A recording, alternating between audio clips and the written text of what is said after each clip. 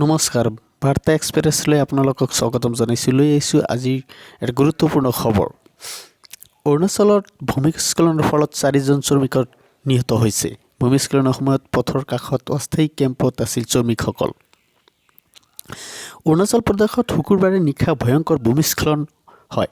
ৰাজ্যখনৰ উজনি চিয়াং জিলাৰ ইংকিয়াং টুটিং ৰোডৰ মুচিংগাঁৱত হোৱা এক বৃহৎ ভূমিস্খলনৰ ফলত অসমৰ 4জন পথ নিৰ্মাণ কৰ্মীৰ মৃত্যু হয়।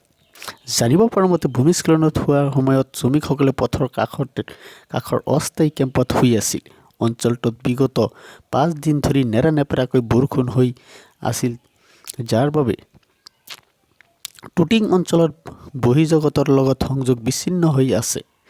এই 5 দিন ধৰি হৈ থকা নেৰানেপেৰা বৰষুণৰ ফলত ভূমিস্খলনৰ ঘটনা সংঘটিত হৈছে।